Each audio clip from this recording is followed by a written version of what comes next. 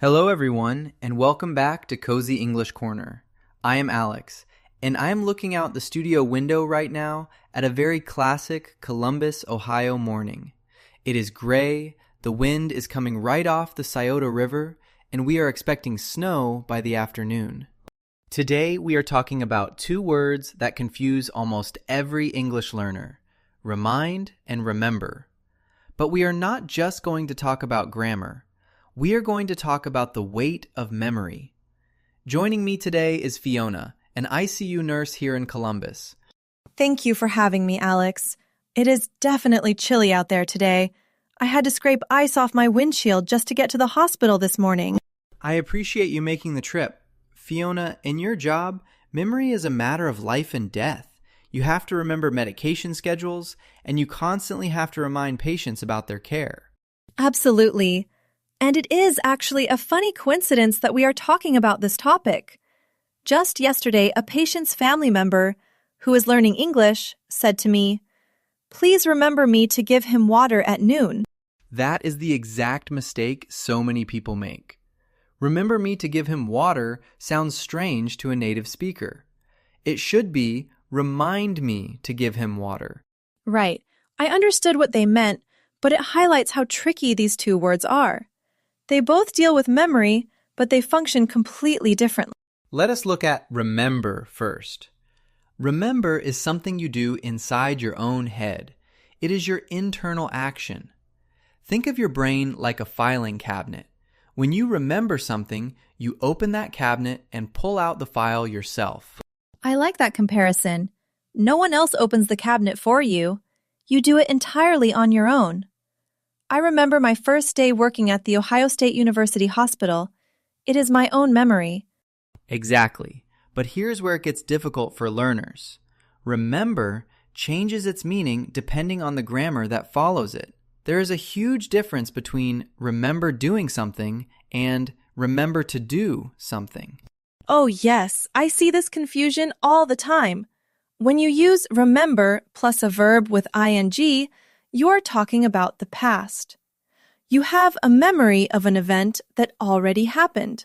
For example, I remember turning off the lights.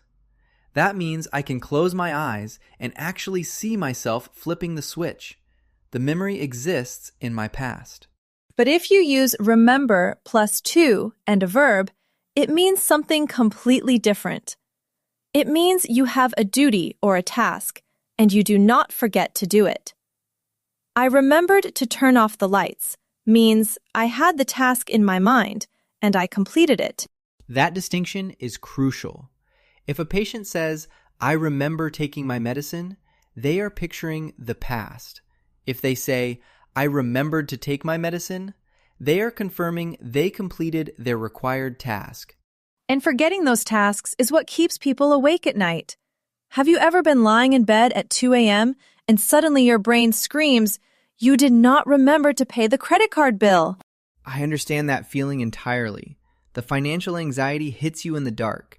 You are exhausted, yet your brain decides to open the filing cabinet violently. There is actually a scientific reason for that anxiety.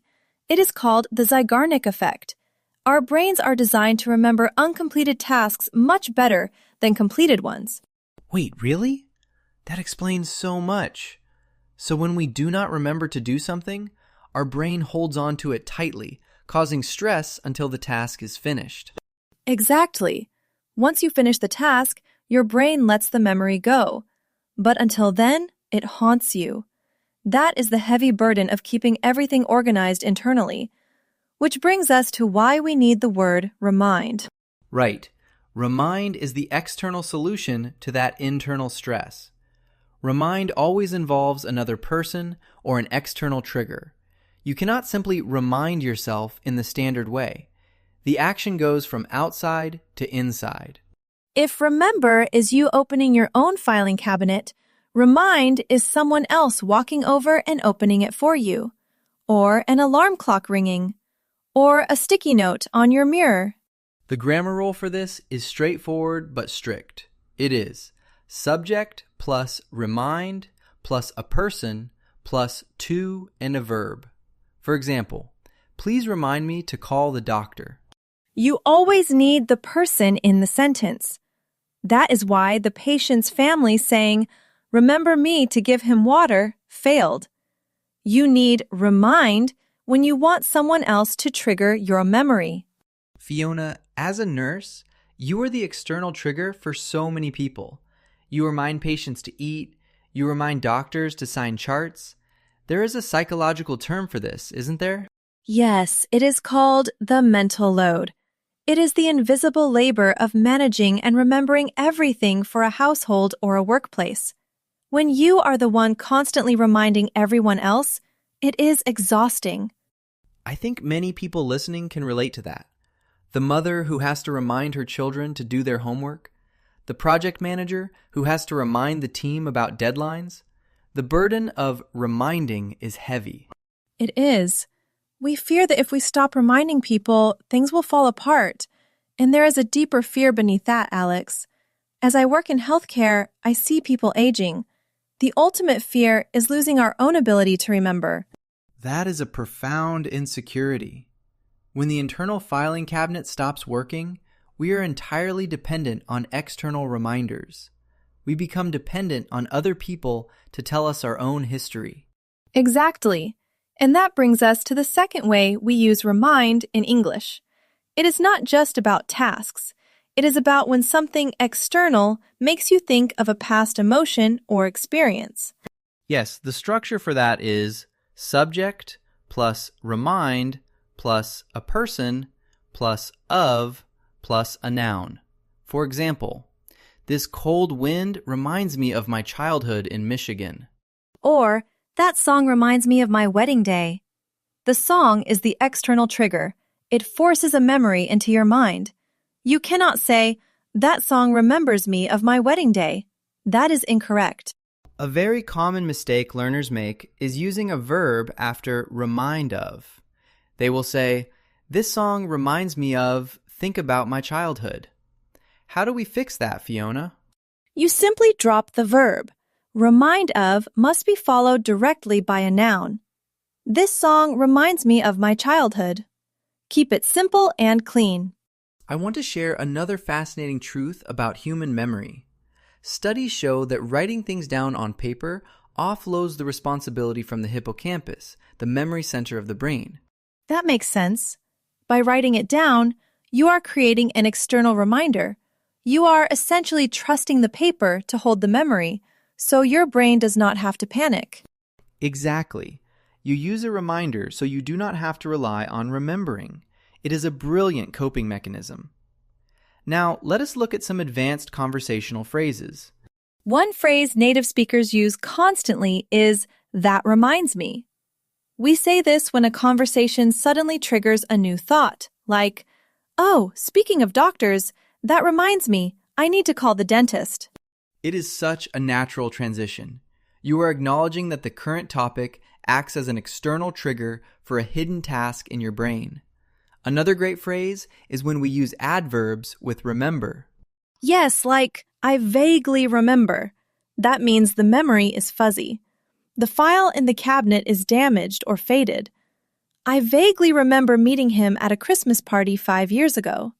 Or the opposite. I distinctly remember locking the door. You say this when someone doubts you and you want to express absolute certainty about your internal memory.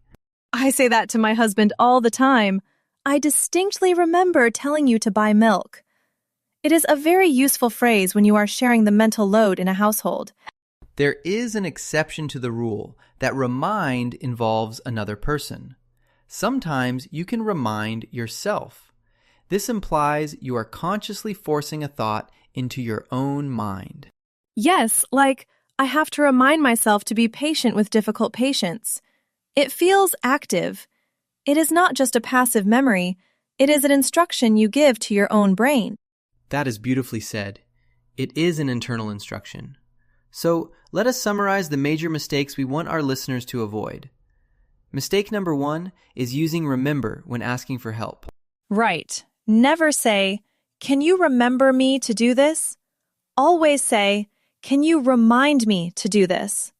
Remember is your job. Reminding is their job. Mistake number 2 is mixing up remember doing and remember to do. I remember paying the bill means the memory exists in your past. I remembered to pay the bill means you successfully completed the task. Mistake number 3 is leaving remind incomplete. You cannot just walk up to someone and say, "Can you remind me?" They will look at you confused. Remind you of what? You have to specify the target. Can you remind me about the meeting? In contrast, remember can stand entirely alone. You can ask a friend, "Do you remember?" And it is a complete shared thought.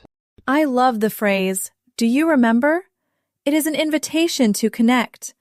When I sit with old friends from nursing school, we always start sentences with, "Do you remember when?" It is how humans bond. It is an attempt to see if your internal filing cabinet matches their internal filing cabinet. You are confirming a shared reality. Memory is so fundamental to our identity. It truly is. I think that is why making a mistake with these words feels frustrating for learners. You want to express your history or ask for help managing your life, and the wrong word stops the communication. Let us practice a little. Listeners, test yourself right now. I will give you a scenario. You are listening to the radio and a classical piano piece plays. It brings back thoughts of your grandfather. What is the correct sentence? Is it A, "This song remembers me of my grandfather," or B, "This song reminds me of my grandfather"? Say your answer out loud.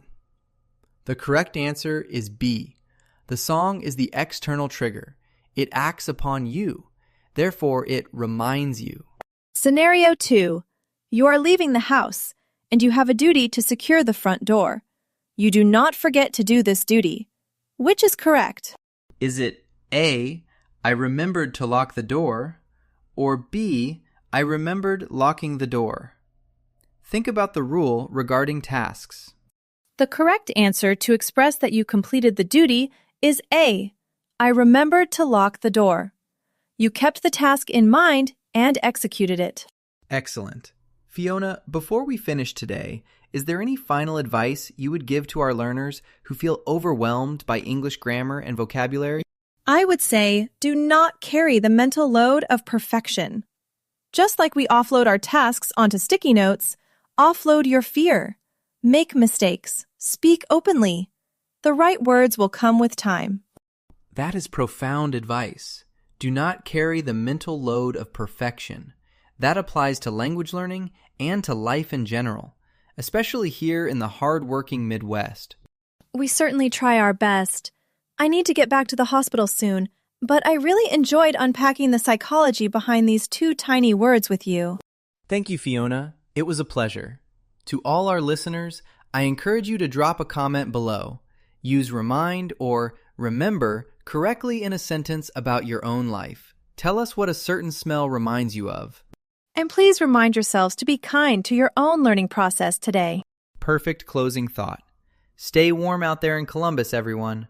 Keep practicing your standard English, and we will see you in the next episode of Cozy English Corner.